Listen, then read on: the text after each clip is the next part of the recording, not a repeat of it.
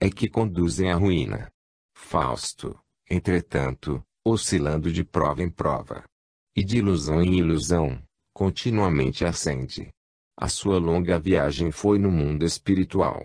No último momento, quando, rejeitadas as propostas corruptas, pede um trabalho honesto e fecundo, Mefisto consente, sem suspeitar o início da reabilitação de Fausto. O diabo acaba sendo enganado. Pouco a pouco, o deserto e a desolação, simbolizados no Alpurgisnacht, se transformam, por obra do trabalho e do amor, em estado de fecundidade e de bem-estar. Fausto encontrou finalmente a estrada das ascensões humanas e a libertação da dor e do mal. A estrada não estava nas alegrias fáceis da Verbaschtkeller, em Leipzig, nem na riqueza, nem no poder, nem na glória, vaidade napoleônica, mas além de tudo isto, além de todas as ilusões humanas onde existe uma fonte de pureza capaz de dessedentar todas as bocas. Dizia-se der Weisheit letzter Schluss, nur der Verdienst sich freiheit wie das Leben, der tägliche Sterben muss. Isto é a última conclusão da sabedoria. Somente aquele que conquista diariamente a sua vida merece a liberdade. Enfim, o equilíbrio, temporariamente perturbado, restabelece-se. O mal volta à sua prisão. Mefisto precipita-se no seu reino e Fausto ascende na sua apoteose. Geretet st das Edliglie der Geisterwelt von Bosen, wir immer strebend sich demut, den Komminirer Losen. O nobre companheiro está salvo do mundo dos espíritos do mal. Aquele que sempre se esforça incansavelmente, podemos libertá-lo para sua ascensão. Gênio e dor. 1935. Os êxtases musicais, como a visão do místico e a contemplação do pensador, são portas abertas ao infinito. Quando o gênio cria, a existência revela-se, então, inegável, porque naquele momento ela se acha visivelmente em ação. Escutamos estupefatos aquela voz que não possui timbre humano surgindo do mundo do eterno. Nos arrebatamentos, o pensador sente a verdade, o místico, a bondade e o amor, o artista, a beleza. O arrebatamento, porém, é sempre o mesmo e constitui a nota fundamental do mesmo fenômeno, um ausentar-se da Terra e um atingir outras esferas, manifestações que parecem sonhos irreais, porque são superreais, mas, verdadeiros, pois a alma humana as tem admirado em todos os tempos, prendendo-se-lhes irresistivelmente. Todas as altas revelações do espírito, por enquanto tidas pela ciência como anormais, somente porque são supranormais e não produto da cinzenta mediocridade, indiscutivelmente exercem fascinação mesmo no ser mais involuído. São centelhas descidas diretamente do céu sem uso da razão. A alma as reconhece e as absorve na sua avidez, servem-lhe de alimento.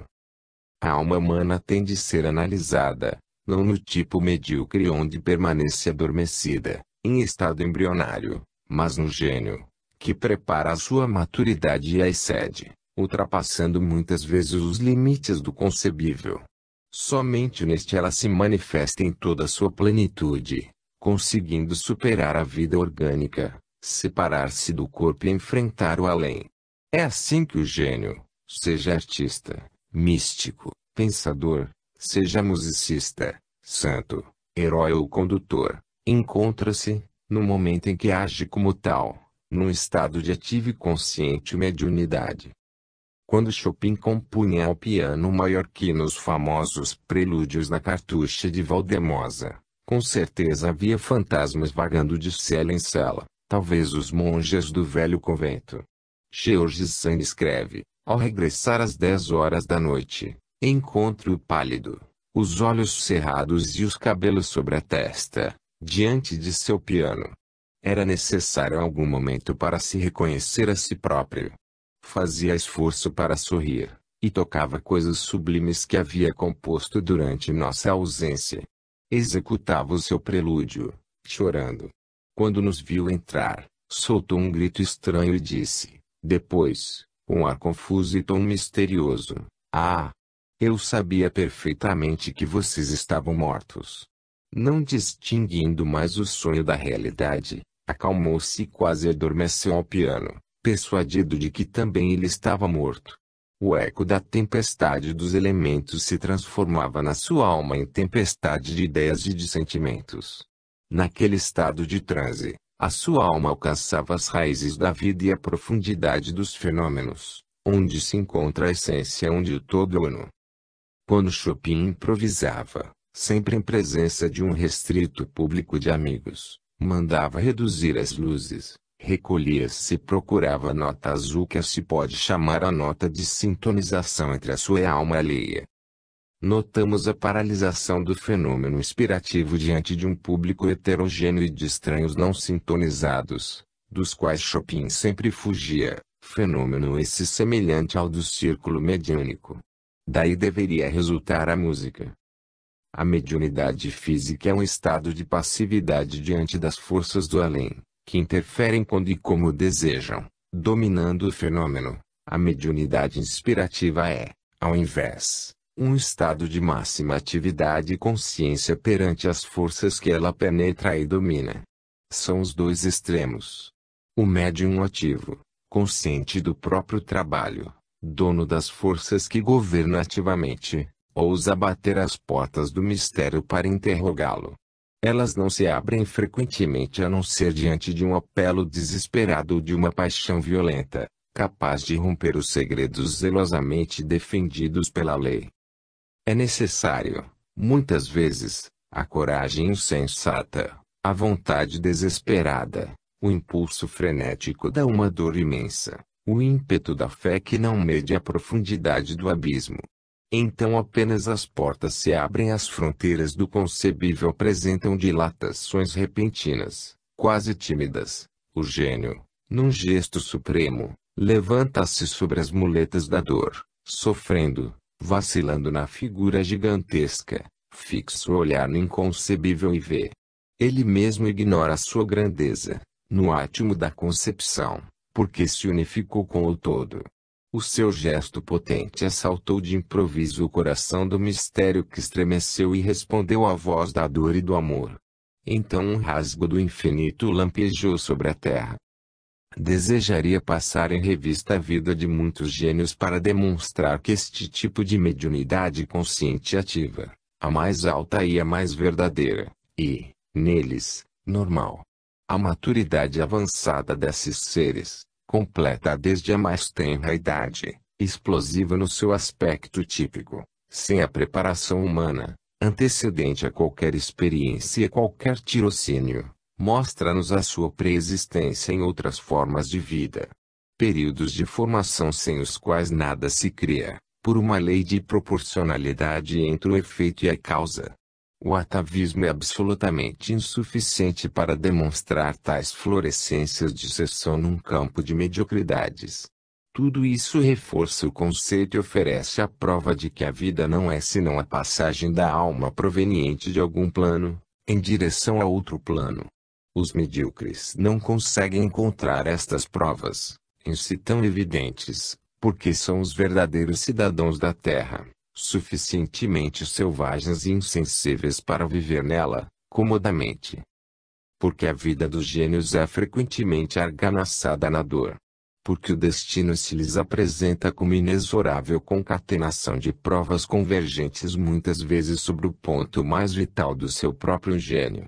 Talvez porque este é também o ponto de maior força, de provas maiores do que as médias para que a alma possa encontrar uma resistência adequada à sua grandeza, um testemunho proporcional à sua elevação. Provas específicas para que a alma se exercite pelo lado de sua maior potência. Certamente, estas explanações não se alcançam pelos conceitos comuns de uma vida exterior que visa apenas o prazer. Somente assim podemos explicar a surdez de Beethoven, a tuberculose de Chopin, a cegueira de Milton, um Leopardi disforme e sofredor, um Schubert e um Mussorgsky atormentados, um Nietzsche e um Poe loucos.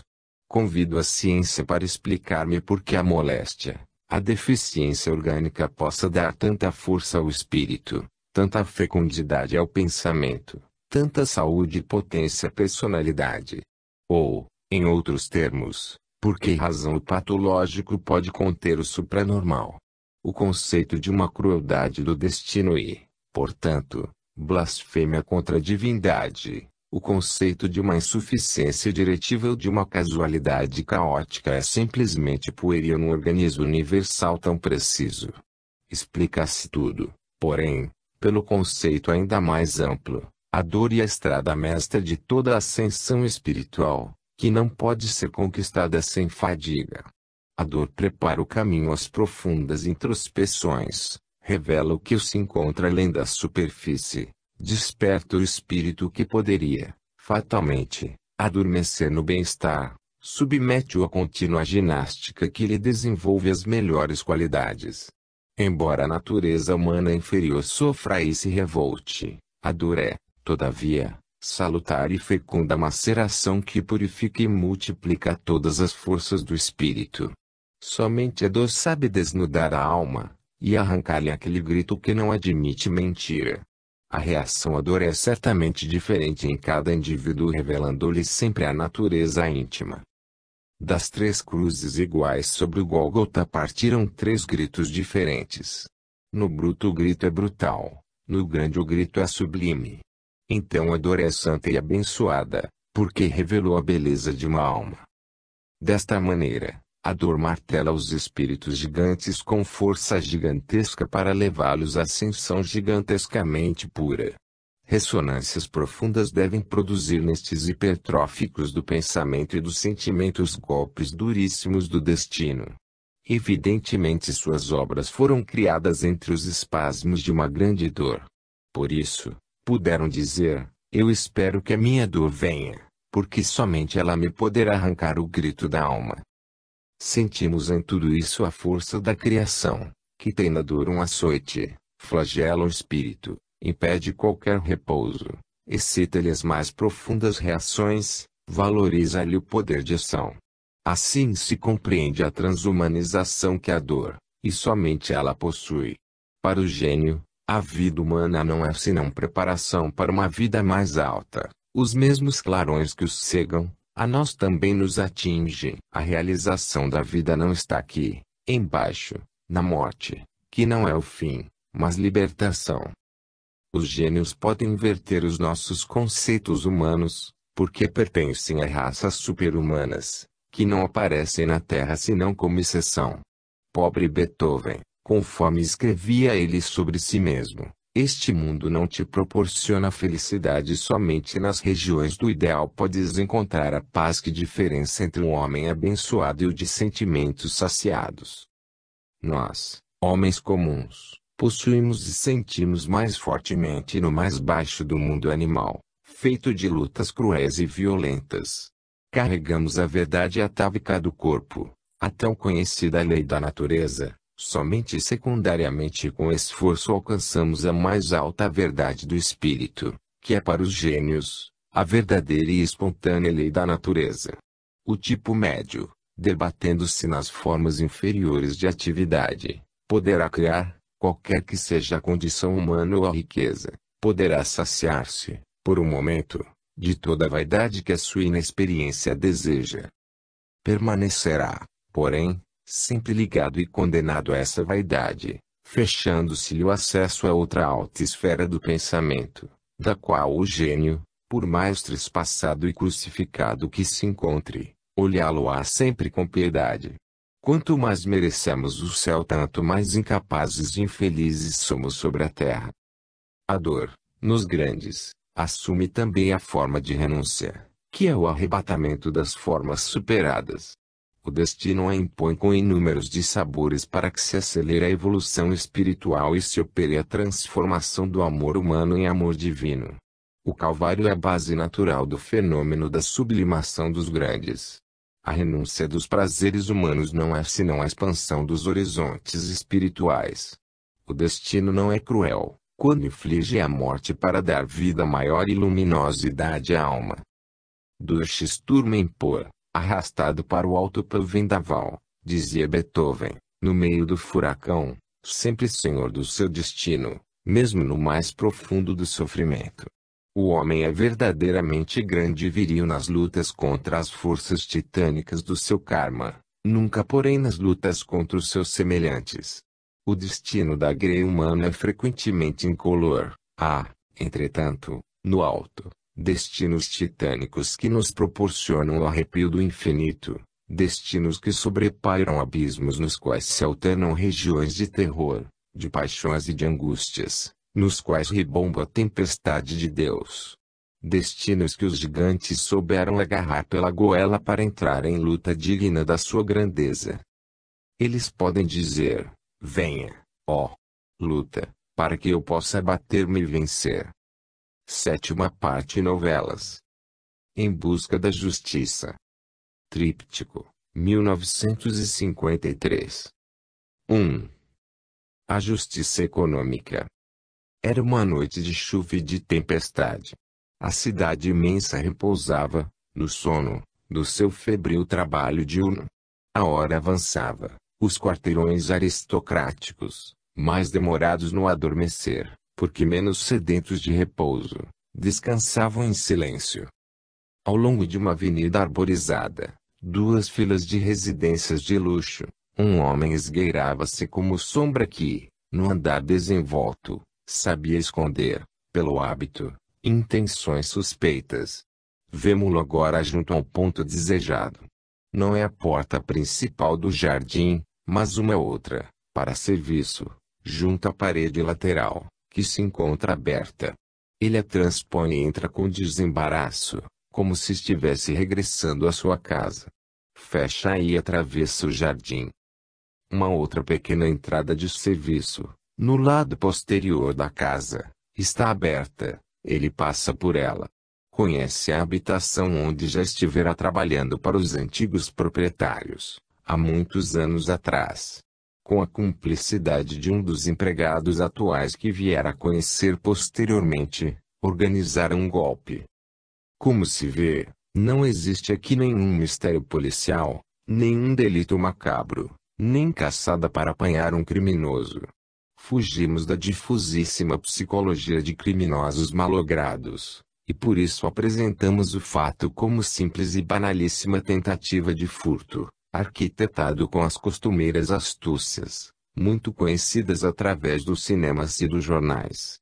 Ao viciado leitor moderno, amante das emoções fortes e intoxicantes dos romances amarelos, isto parecerá qualquer coisa de insignificante e cansativo pelo seu trivial que não excita a curiosidade, mas são com psicopáticas complicações e cerebralismos criminaloides. Provavelmente acharão estúpida uma história que não proporciona o arrepio do delito. Aqui, entretanto, conforme veremos, desejamos focalizar outros fatores psicológicos, de muito maior valor, não pertencentes à parte menos evoluída da sociedade humana. Para satisfazer ao seu orgulho de parecer civilizada, inverniza, todavia, os instintos bestiais com a psicanálise, os complexos freudianos, o subconsciente e vários ismos científicos, diabolicamente faminta de destruição. A isso é obrigada até o fundo, até a alma, pela chamada civilização, em busca de psicopatias e de todas as perversões. A ação moral não é criação artificial de uma religião, mas está escrita, para todos, nas leis da vida. Uma imprensa traidora, com finalidade de lucro, desfruta e alimenta tais aberrações, oferece aos instintos bestiais uma satisfação psicológica ideal. Desta forma tudo vai sendo abalado, loucamente. Prossigamos, contudo, a nossa história. Aquele homem não somente conhecia a casa, onde penetrara com a ajuda do criado, senão também os hábitos do seu proprietário, que era um homem estranho. Vivia solitário naquela rica mansão, desfrutando uma renda que possuía por direito de herança. Revelava costumes exóticos este homem que, em ótimas condições de saúde e de riqueza, poderia gozar a vida. Pela manhã, passeava pensativo pelo jardim. Fazia as refeições sozinho. Consumia a tarde e a noite escrevendo. Parecia procurar qualquer coisa inatingível no seu mundo, imensamente distante. O seu olhar mergulhava nos outros olhares buscando a alma e se retraía com tristeza. Existia entre ele e os seus semelhantes uma espécie de barreira de incompreensão. No seu meio era julgado como maníaco e tolerado por inofensivo. O ladrão, ali presente, considerava as coisas sob um ponto de vista inteiramente utilitário. Aquela casa e aquele homem se prestavam a um furto, meio rápido para ganhar sem trabalhar. Verdadeiro tipo de involuído, agradava-lhe o risco, a aventura audaz, o golpe do aventureiro, não o trabalho ordenado do homem acostumado a integrar-se no organismo social. Era um retardatário, mais adaptado ao viver com os selvagens, em guerra, entre as feras. Nada sabia fazer senão roubar. Ninguém o educara ou lhe ensinara a realizar algo melhor. A civilização, todavia, proporcionou-lhe alguma coisa, exceto a bondade evangélica do ama ao teu próximo, princípio para ele situado no inconcebível. Havia apenas polido os seus instintos, refinando-os como as feras apuram os sentidos para melhor atacar e vencer na luta pela vida. Era artista do crime. Amava saquear, sem causar danos físicos à vítima, alcançando o útil com o menor aborrecimento e o menor perigo possível. Esta era a única modalidade de civilização que a sua natureza atrasada soubera captar. Na guerra que as nações civis fazem entre si, ele se encontraria bem à vontade e seria talvez glorificado como herói. Mas a guerra não existia para que pudesse explorá-la. Numa revolução seria alguém, e faria boa carreira. Contudo, não havia revolução. Dadas as circunstâncias muito pacíficas que o ambiente lhe oferecia, fazia aquilo que podia. Estes dois homens encontravam-se agora debaixo do mesmo teto, estavam prestes a encontrar-se com a sua psicologia, os seus julgamentos, os seus métodos de vida. O ladrão subia as escadas, cautelosamente. Conhecia todos os recantos. Sabia que, no dormitório, à direita, no patamar superior, o patrão dormia, e que, à esquerda, estava o quarto onde encontraria o dinheiro. O criado deixara as portas abertas, saindo para o seu dia de folga. Sabia, também, por ter verificado da rua, que a luz do dormitório, onde o dono frequentemente ficava acordado até o amanhecer, estava acesa. Sabia, ainda, que aquele homem era sereno e, por conseguinte, não o intimidava. Agia com segurança absoluta. Uma vez no patamar superior, entrou no quarto visado, sendo seus passos abafados pelos tapetes mácios. Silêncio. Viu-se num escritório e reconheceu a escrivaninha iluminada pela luz débil da rua, suficiente para o seu trabalho. Aproximou-se e observou. Possuía as chaves das gavetas. Devia ser a terceira ou a quarta, à esquerda, a promissora. Experimentou uma, e depois a outra, revolvendo o conteúdo. Não encontrava nada. Revistou ainda começou a sentir-se nervoso porque ambicionava a fuga sem ser observado. Mas não encontrava nada. Tentou-as do lado direito, abrindo a segunda gaveta, revistando-a. Num gesto precipitado, derrube a qualquer coisa que cai no tapete com um baque surdo. O ladrão imobilizou-se, espantado. Estaria, realmente, dormindo o patrão? Teria ouvido? No aposento à direita, outro homem estava em outras lidas. Apagara, havia pouco, as luzes e procurava em vão adormecer, enquanto, num estado de meio sono, o seu espírito continuava a desenvolver a ordem dos conceitos sobre os quais escrever até aquela hora da noite. Preso aos seus pensamentos, não prestou atenção ao ruído que viera do quarto vizinho. Tinha em mente outras preocupações. De improviso, surgira a solução lógica de um problema que o angustiava havia dias, contraste de conceitos que parecia sem saída. E, agora, repentinamente, da profundeza de si mesmo, quando se ia abandonando ao sono e já não a buscava mais, eis a solução imprevista, como se outro houvera respondido. Sentia-se pasmo e ao mesmo tempo entusiasmado pela beleza e logicidade da solução. Acabou despertando-se, acendeu a luz e levantou-se para ir logo registrar no seu escritório a concepção maravilhosa antes que ela se dissipasse, materializando-a, agora que estava bem clara em sua mente, nas suas particularidades. Sabia que se não a fixasse logo, ela se desvaneceria, reaparecendo depois deformada e estranha. Entrou no aposento contíguo e acendeu a luz. O ladrão ficou em pé, gelado, em plena luz. Os dois homens se defrontaram. Olharam-se, mas com que olhar diferente. Cada um projetou nele a sua alma. O ladrão, aterrorizado pelo perigo iminente e o golpe fracassado, pensava agredir ou ser agredido. Esta era a lei do seu plano e do seu espírito. O dono, perplexo pela presença de um estranho, e aborrecido com o fato imprevisto, pensava no tesouro dos seus conceitos já em fuga, agora perdidos com o incidente. Habituado ao autodomínio, rapidamente se refaz para enfrentar a nova situação. Olhou para o ladrão com piedade e este, que esperava uma agressão, desarmado por aquele olhar, não agrediu. Os dois homens permaneceram frente a frente, olhando-se. Dois homens, duas classes sociais, dois extremos opostos, econômica e espiritualmente, dois mundos. Aquele cruzamento de olhares já havia estabelecido uma ponte entre os dois. O proprietário foi o primeiro a dirigir a palavra. Amigo, não te atemorizes, compreendi tudo. Afirmo, não temas. Serás hóspede em meu lar, porque és meu semelhante e meu irmão. Não tenho outro desejo senão o de te fazer o bem.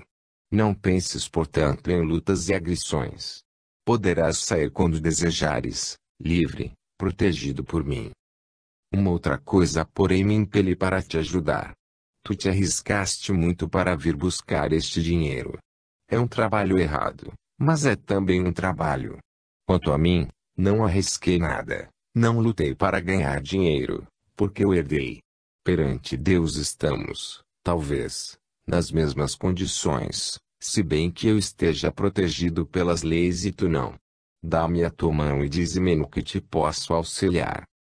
E estendeu a mão ao visitante, que aperta automaticamente, procurando compreender, enquanto escutava.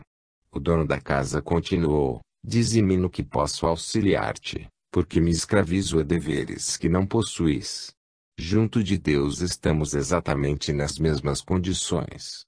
Diante de ti tenho um agravante, é que não me encontro em necessidade. Talvez seja por isso que nunca fui tentado a roubar, enquanto que a ti muitas coisas te faltavam a ponto de te arriscares desta maneira. Todos nós temos, não só o direito, mas também o dever de viver. Sou eu, portanto, que estou em débito contigo e desejo saudá-lo agora. O ladrão começava a compreender e não conseguia se refazer da surpresa. No seu primitivismo, encerrado na estreita psicologia do egoísmo, suspeitou, a princípio, que tais incríveis palavras poderiam esconder uma trama e aguardava o aparecimento de uma arma ou um movimento de assalto. Mas, nada disso surgia. Como não se sentia ameaçado, foi esporeado pela curiosidade e pela esperança de poder receber dinheiro daquele louco. Não obstante a sua triste posição, continuou escutando, divertindo-se com a cena, mas sempre atento ao seu desenvolvimento. Sentaram-se. O dono da casa prosseguiu, amigo. Suponho que sejas comunista ou pelo menos simpatizante. Não imaginas que eu também o sou, como vês, de forma diversa da tua e que não entendes. Desejo que saibas, a justiça social é a grande ideia para a qual o mundo caminha. Quem usa a espada morrerá pela espada, e quem usa a violência será destruído. Os nossos dois comunismos são antípodas. O teu parte dos direitos, o meu, dos deveres, de que não cogitas. Usas a violência e por isto estás aqui, eu uso a bondade. É verdade que nem todos os homens da minha classe social são como eu. Nisto crês, isto autoriza-te a violência. Verdade é que tens também deveres, mas não pensas senão nos direitos. Como é possível uma sociedade que só alega os seus direitos? Não seria um organismo, seria um bando de lobos que se entredevorariam. Por que não pensaste no dever de trabalhar, de dar qualquer coisa à sociedade da qual exiges o necessário? Por que, antes de roubar ou exigir com a violência, não pensaste em ganhar com o trabalho?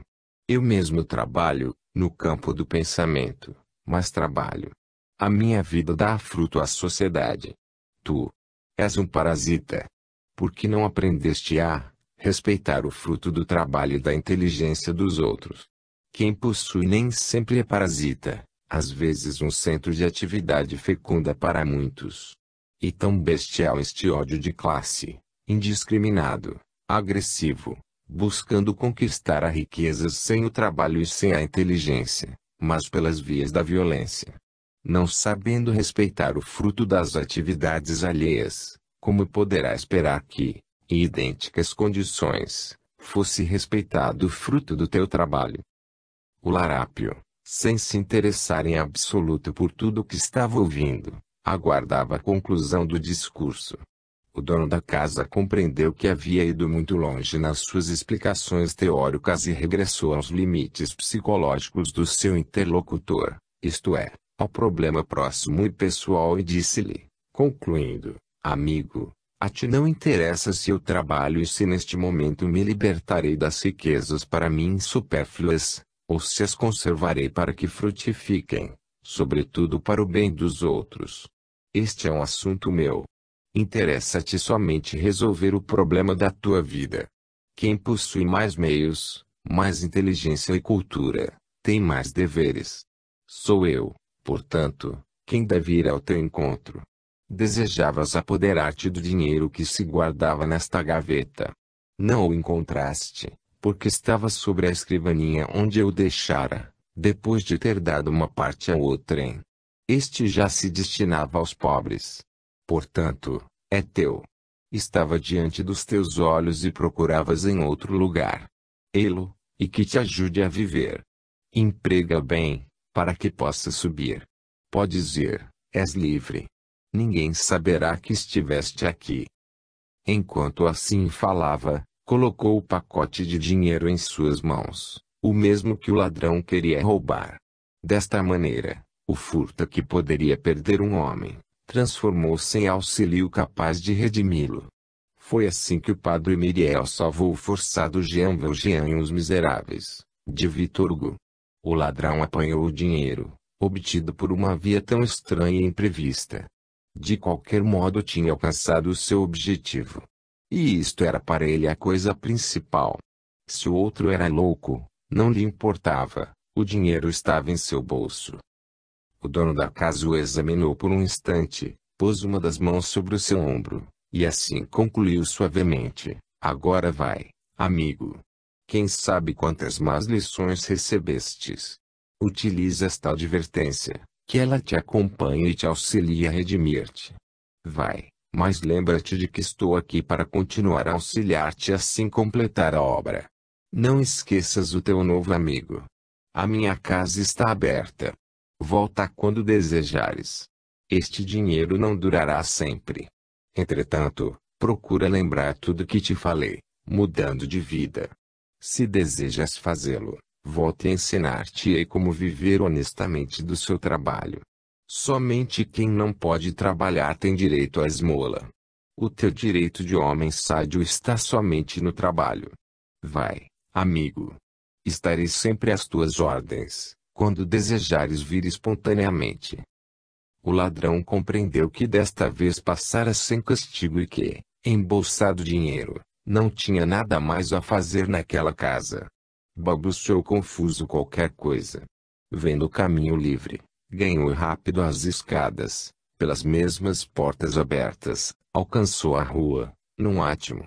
Ali, a passos rápidos, deslizou, como uma sombra, na noite. Passaram-se meses e anos. Aquele senhor esperou. Mas o ladrão jamais voltou. 2. O verdadeiro amor. Era uma tépida e encantadora noite de luar. Nos jardins de um parque da grande cidade, se bem que em hora avançada, ainda se demoravam muitas pessoas. Pares de namorados vagavam pelas alamedas. A hora, a estação, o local, tudo parecia convidar ao amor. As estrelas olhavam do céu a sorrir. Um homem atravessava o parque pensativo e absorto. Talvez fosse o mesmo que conheceramos na história precedente. Resolvido, diante de Deus, o seu problema econômico, pondo a sua riqueza a proveito do próximo e dando à sociedade o seu justo tributo de trabalho, preparava-se agora para enfrentar outros graves problemas. Enquanto andava por um caminho solitário, viu uma mulher sair da sombra onde se escondera da luz do luar e dos lampiões do parque. Observou-a vindo ao seu encontro, com acenos suspeitos. Ele a olha. É jovem, com um ar embaraçado, como de menina inexperiente que não sabe ainda oferecer-se a todos e não consegue fazê-lo senão com pudor. Ele a observa ainda. Parece que ela tem medo e fome ao mesmo tempo, e que a fome a induz a vencer o medo. Ele, habituado a olhar na alma, compreendeu e sentiu que o seu coração era invadido por infinito sentimento de piedade. Assim, andaram juntos, sem falar. Ela, vendo-se aceita, seguia tímida, obediente, em expectativa, enquanto ele pensava: há realmente injustiças sociais, além das injustiças econômicas. Não existem somente as vítimas das pobrezas. Quantas outras misérias que somente o amor ao próximo pode fazer desaparecer. Eis aqui uma vítima da prostituição, talvez já sacrificada no altar do egoísmo humano. Sou um homem que decidiu seguir as leis de Cristo. Darei o meu óbolo pessoal para atenuar a injustiça da miséria moral, que é a prostituição da mulher. Assim como diante do pobre é o mais rico quem tem mais deveres, diante do inepto é o mais inteligente, assim diante da mulher, a parte mais fraca, é o homem que tem mais obrigações. A culpa da prostituição reside no egoísmo do homem que desfruta da fraqueza da mulher que deve ser sagrada. Diante daquela infeliz, sentiu vergonha de seu sexo forte, que usa a força para desfrutar o ser débil que se lhe entrega. Suga-lhe o fruto, para depois jogar fora a casca. Nesta casca permanece uma alma desprezada e despedaçada, que o homem tinha o dever de elevar ao alto, através do amor. Ao invés, prostituiu-o com o seu egoísmo. Rugiu no coração daquele homem o sentimento de revolta contra um mundo tão vil, despertando nele outra virilidade bem diferente da que apenas fecunda a fêmea e depois a abandona. Olhou para o céu, dilatou o peito, sentiu-se homem forte, potente no espírito, macho integral, aquele que se aproxima da mulher para protegê-la e não para desfrutá-la como instrumento de prazer, para elevá-la e enobrecê-la e não para afligi-la. O verdadeiro macho fecunda sobretudo o espírito. Decidiu-se. Devia fazer o bem. Devia salvar aquela mulher. Dirige-lhe a palavra. Palavra simples para iniciar um conhecimento. Menina, a primeira coisa de que tens necessidade é de restaurar-te. Vamos cear. A mulher aceitou, porque isto fazia parte do ritual, e assim mataria a fome. Entraram num salão resplandecente. Ela escolheu um canto mais afastado, envergonhada de si do seu vestido simples, sua única riqueza. Não conhecia aquele mundo que lhe pareceu maravilhoso. Admirava os espelhos, as mesas bem arrumadas, as vestiduras finas das senhoras. Sentiu-se invadida por uma onda de bem-estar e fechou os olhos como se sonhasse grande sonho de felicidade. Desejava saboreá-lo, prolongá-lo, prendendo-se nele. Tudo isto contrastava com a triste realidade cotidiana do seu casebre situado nos arredores da cidade, onde não ouvia senão as vozes ásperas de seus familiares. Uma música leve a embalava no sonho. Viver, gozar. Pobre criatura. Parecia-lhe que ali todos eram felizes, porque ignorava a realidade. Ainda não conhecia os sutis venenos da vida escondidos sob os esplendores mundanos. Como pareciam satisfeitas aquelas senhoras! Possuíam vestidos, joias, eram respeitadas, servidas. Dentro em pouco voltaria à rua. Não tinha direito a nada, nem mesmo ao amor. Devia vendê-lo para comer. Aquelas dispunham também do amor, de tudo. Damas ricas, talvez piores do que ela perante Deus, podiam andar com a cabeça alta, porque possuíam recursos, armadas de legítimas posições formais que as defendem, diante da sociedade, juridicamente colocadas sob as instituições da propriedade e do matrimônio, tendo direito ao luxo, à liberdade no amor. E sabem como fazê-lo, amparadas por defesas oportunas. Ela despertou do sonho. Intuía vagamente, sem poder precisar a situação. Nada daquilo que via era para ela, pobre verme indefeso no meio da estrada onde todos pisam. Fumegava à sua frente um prato suculento, de apetitoso perfume, que lhe avivou a fome. Começou a refeição. Comia lentamente, procurando multiplicar o sabor com todos os acessórios ao alcance de suas mãos, condimentos, legumes, para que a ceia se desdobrasse. Saciava o estômago habituado ao jejum. O amanhã era incerto. Seu companheiro não a perturbava, evitando conversar, parecia imerso, não nas sensações elementares da jovem, mas num sonho diverso. Também ele observava aquele mundo elegante, mas sem inveja e com piedade.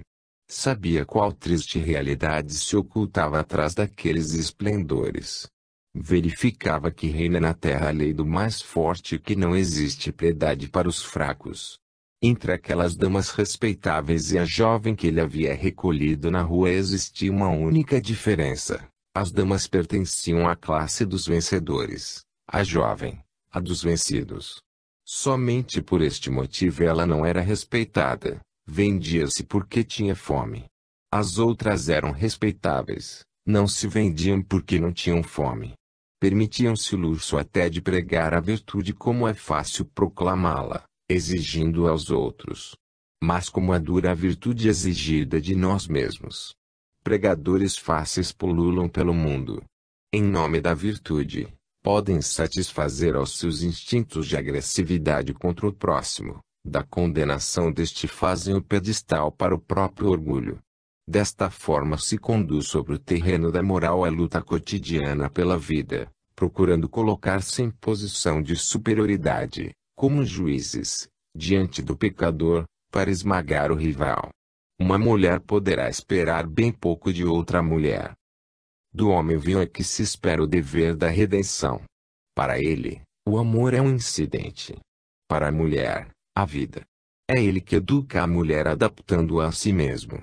E a mulher que, por sua natureza, obedece e adapta-se ao homem. As leis, antes de perseguir a prostituta, que é o efeito, deveriam atingir o homem, que é a causa. É a procura que cria a oferta. Todavia nenhum legislador fará jamais uma lei contra a vileza do seu sexo. Pelo fato de estar junto do homem, se este é um delinquente, a mulher tentará descer até a sua delinquência. Se é um santo, ela procurará subir até a sua santidade. A mulher é sempre a companheira menor do homem, fazendo tudo por ele, para que se sinta satisfeito. É capaz do sacrifício de uma vida de desprezo e de abjeção. O grande egoísta esquece os seus deveres. O mais forte deve ajudar o mais fraco e não roubá-lo. Desta forma, o homem educa para si a mulher, feita de astúcia e traição, armas necessárias para sua defesa. O verdadeiro amor, do verdadeiro macho, não explora a mulher para o seu gozo, mas protege, educa-a, fazendo-a sua colaboradora no mais viril e potente trabalho da vida, que é o da ascensão no bem para Deus.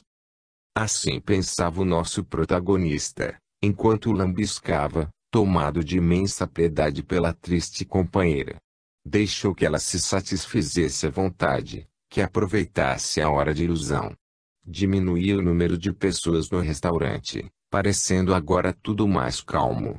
A jovem, atenta ao ambiente que a cercava, não aparentava a surpresa diante de um interlocutor tão taciturno. Parecia até evitar este desperdício de tempo na conversação. Comia tranquilamente enquanto vagamente intuía qualquer coisa que lhe dava um sentimento de confiança. Em poucos instantes, sentiu esvair-se a sensação de desconfiança que lhe havia dado, a princípio, aquele vulto desconhecido. Sentiu-se protegido e fitou surpreendida. Ele tomara uma decisão.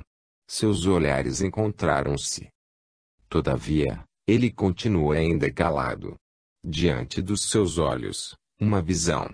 Via a louca Herodíade que, odiando João, o Batista, por condená-la pela imoralidade, instigava a filha Salomé a pedir a Herodes a morte daquele que resistira à sua beleza. Viu-a recebendo da dançarina Salomé a bandeja com a cabeça de João. E quem diria que Herodíade havia de morrer pouco depois, vítima de um cancro na boca blasfema. Nessa época, o encontro do homem com a mulher era brutal. O drama precipita-se num epílogo de destruição para ambas as partes. A adúltera era apedrejada. A lei era então uma espada que simplesmente cortava e matava. Tempos violentos e ferozes, nos quais os princípios da lei se proporcionavam à dureza dos homens. A visão continuava. Cristo fala aos perseguidores da adúltera: aquele que entre vós esteja isento de pecado, atire a primeira pedra. E depois, voltando-se para a mulher: ninguém te condenou? Pois bem, nem eu te condeno. Vai e não peques mais. Eis uma nova cena: mulher famosa e pecadora, prostra-se aos pés do Cristo, banha-os com as suas lágrimas, enxugue-os com os seus cabelos, beija-os e unge-os com perfumes. Cristo lhe diz que as suas faltas eram perdoadas porque muito amou. E acrescentou: aquele que menos perdoa, menos ama. Vai, perdoados são os teus pecados. Neste encontro do homem com a mulher aparece uma luz nova, uma espiritualidade antes ignorada, uma amplidão de vista e uma liberdade que antes não se podiam conceber. A reação à culpa é um perdão. Por uma lei mais elevada, o amor, acima da justiça mecânica, pode-se fazer de uma pecadora uma santa, Maria Madalena. A bondade desponta como função salvadora e criadora, sem a punição que lembra a vingança e prende a alma, para conduzi-la a Deus. Diante deste novo apelo lançado pelo Cristo em direção positiva, a velha atitude do Batista parece qualquer coisa de estéril e negativa. O nosso homem acorda de seu sonho. Durante o devaneio, firmar a decisão de não odiar o pecado, porque assim acabaria por odiar o pecador. Jamais fazer da virtude um direito para condenar ou instrumento para perseguir. Ter sobretudo piedade do pecado, para se apredar do pecador. Com a força da bondade, do exemplo, da virtude, com o próprio sacrifício salvar aquele que pecou. O nosso homem volta-se para a jovem e fala-lhe: não é possível amar sem amor, como um animal. Continuarás o teu romance numa bela residência onde eu te deixarei, porque a tua casa deve ser muito longe, se é que tens casa. Dormirás sozinha, com outro amor que eu te ensinarei e que te fará mais feliz. Amanhã me verás, ensinar-te em outra vida, sem humilhação, feita de alegrias verdadeiras. Deixou-lhe o seu endereço. Saíram. Ele a conduziu para a casa de uma senhora amiga que a hospedou. No dia seguinte, acompanhado daquela senhora, a jovem voltou a procurá-lo. Conseguiu-lhe trabalho honesto na residência de boa família, a cuja amizade soube corresponder. Nesse novo lar, continuou a falar-lhe sobre o verdadeiro amor, o amor fiel, o amor que existe somente na alma, o único que resiste à desventura, à morte. Ela compreendeu tudo, comovida e grata.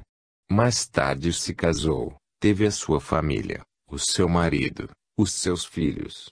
O nosso homem desapareceu, porque a sua obra estava terminada. Não mais a viu. Perdeu-a de vista. Todos os anos, porém, pelo Natal, o carteiro lhe trazia uma carta em que se liam estas poucas palavras: não o esquecerei jamais. O Senhor me ensinou o verdadeiro amor e salvou-me. Sou feliz com a minha família e esta é a sua obra. Não o esquecerei jamais.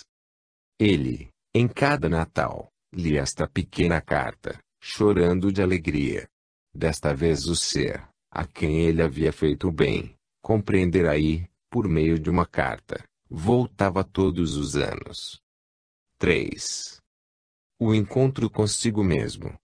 O protagonista das duas histórias precedentes, ao pôr-se em contato com aqueles dois indivíduos tão diferentes, havia defrontando os problemas fundamentais do ser humano, o da fome e o do amor.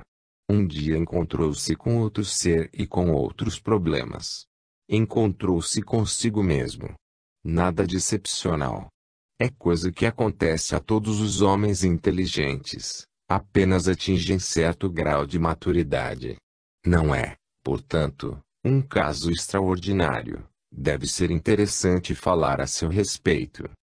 Este outro si mesmo, calmamente, das profundezas do seu eu, havia observado o pensamento e a ação nos dois casos precedentes, julgando tudo sem falar. E agora, em hora de paz e de silêncio, tomava a palavra: amigo, sou o mais profundo de ti mesmo, sujo na tua consciência, vindo daquela infinita profundidade onde, distanciado imensamente da tua consciência normal de homem, Deus está. Apresento-me, porque, da superfície de tal consciência, apta à vida cotidiana de relação, desejaste sondar o mundo das causas, impondo-te perguntas, desejaste olhar de frente e pesquisar com coragem o pavoroso abismo que está na profundeza de todos, e de que, entretanto, muitos desviam o olhar, espavoridos. Foi assim que me despertaste e sempre mais me despertarás. Isto custou-te muito trabalho, trabalho considerado inútil pelo mundo absorto em utilidades imediatas. Cometeste grande feito e te julgavas sozinho porque incompreendido e condenado pelos homens. Mas não estás a sós. Das profundezas fala a voz de Deus, tanto mais clara e mais forte quanto mais souberes despertar conscientemente desta profundidade. Escuta-a. E a tua grande amiga que te auxilia à maturação. Tem pena dos teus semelhantes que te desprezam, porque eles vivem de ilusões. O homem escutava, confortado. Conforto agradável em hora de esgotamento. Estava cansado. A sua natureza humana é normal, porém, sofria e revoltava-se. Por que não gozar a vida? Por que lutar tanto e sofrer? Ninguém o prezava por este motivo. Era considerado um nécio. Por que andar assim em conta corrente geral? Por que renúncias? Quem lhe pagaria por tudo isto? Não era loucura desperdiçar as suas economias. Não são loucuras a santidade, os ideais, os heroísmos. Não é tudo isso, para a vida, um salto perigoso que o homem de bom senso deve evitar. De fato, o homem normal ama estas coisas, mas somente como fábula e lenda, sem jamais suspeitar que todos podem e devem realmente realizá-las. Porque continuava ele, ao contrário, fascinado e desejava vivê-las. Não podia ter sido isto, simplesmente, a sugestão de exemplos que eram postos em destaque e utilizados por grupos, como bandeira. Onde jamais o homem faz alguma coisa sem esperar retribuição e exalta os seus semelhantes sem um interesse próprio. Cansado e triste, depois dos maiores impulsos e sacrifícios, era às vezes atormentado pela dúvida. Sacrificar-se pelos outros é duro, todos abusam e desfrutam da bondade, correndo para onde existe o que tomar e somente para tomar. Por fazer o bem tornou-se pobre e como tal foi desprezado. Precisava ganhar a vida na luta cotidiana, pois se colocara entre os necessitados. O mundo lhe mostrava tacitamente a sua desaprovação, abandonando-o sozinho. O mundo não o amava, ele representava uma exprobração e uma condenação com apenas a sua presença, a sua conduta e o seu silêncio. Se todos, desde que o mundo é mundo, tivessem agido do mesmo modo, que revolução não se teria realizado? Por que continuar sacrificando-se pelo bem desta gente que não sabia interpretar? Sabia que, em casos semelhantes, o reconhecimento não vem senão depois da morte, isto é, quando o homem superior não mais pode falar e agir, e somente então ele passa a servir os objetivos de grupos, transformado em bandeira atrás da qual é mais fácil a defesa na luta pela vida. Se na Terra não conseguia nada, conquistaria ele verdadeiramente valores absolutos. E onde estavam eles? Sim. O seu eu profundo falava bem. A sua voz vinha de longe, como se fora um sonho, enquanto a voz hostil do mundo e a dura realidade estavam bem próximas e claramente visíveis. Tal é o contraste entre a natureza humana e a divina, contraste que nasce em cada homem, quando esta última floresce nele e se faz progressivamente mais forte, até o dia em que o domine tome a direção suprema. Vejamos em nosso protagonista como as duas naturezas falaram, cada uma por sua vez. Ele havia saído de casa entristecido com uma prova de ingratidão e incompreensão. Sozinho, subira até o alto de uma colina de onde se dominava a cidade, e deste sítio contemplava o horizonte, a paisagem, aquelas vidas cheias de vozes mil. E perguntava-se, por quê? Por que corre toda aquela gente? Que miragens segue? Que realiza e conclui? Cada um possui uma finalidade particular, mas para onde vão? Cada um possui o seu objetivo próximo, imediato, mas conhece os grandes objetivos distantes da vida. Cada gota ignora a grande corrente na qual vão ter todas as gotas. Todos fazem tantas coisas, acreditando alcançar outras depois. Mas, que significa tudo isto? Qual o fim de tudo isto? A sua natureza humana voltava a falar nele. Valia a pena sacrificar-se por este mundo indigno? O seu sacrifício não se tornava inútil como uma gota d'água no oceano? Como podia sua revolta abalar o mundo? Não era inútil o seu esforço? Não era esta uma ilusão? Ou antes, não estaria o mundo iludido ao seguir atrás de uma quimera somente para atrair mais dores? Ao invés de condená-lo, não poderiam os outros imitá-lo no dever de salvar a humanidade? Não era o seu sacrifício um dever?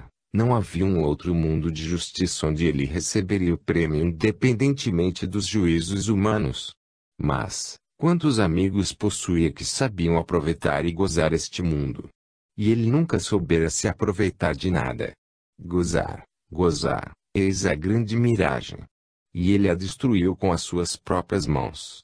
Nascera rico e renunciara aos bens de herança, porque achava que o seu dever era viver apenas do próprio trabalho com o qual pagaria o seu tributo à sociedade. Por este motivo foi julgado imbecil. Utilizar a força econômica, que a riqueza lhe proporcionava, não para a sua satisfação própria, mas pelo bem dos outros. Foi considerado um imbecil. Jamais se aproveitara da fraqueza da mulher. Recusara dinheiro ganho num jogo entre amigos, porque não era fruto de trabalho, jogo este imposto pelos próprios companheiros. Classificaram-no como imbecil. Jamais se utilizara da sua inteligência para aparecer em destaque no mundo, da sua posição social, para dominar, da sua juventude, para gozar, mas se desprendera de tudo isto pelo seu sonho de louco, fazer o bem ao próximo. Isolara-se, porque se colocara fora do normal. Para que lhe servia tudo isto? Insensatez só acreditar poder convencer os homens. Estes riam-se dele e voltavam-lhe as costas. Quando, somente com a sua muda presença mostrava a reprovação, com o seu exemplo, o mundo condenava, respondendo-lhe com rude exprobração.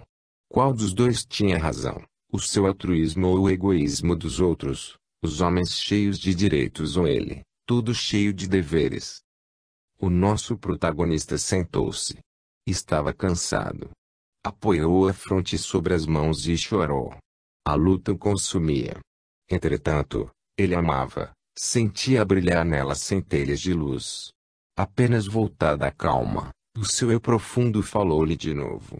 Amigo, a tua fadiga é a mais proveitosa na vida. a única que produz frutos eternos nesta maceração que te atormenta. Tu te maturas e evolves.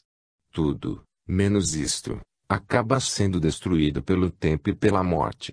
Não te agites, repousa. Fizeste o esforço tremendo para sair da baixa corrente do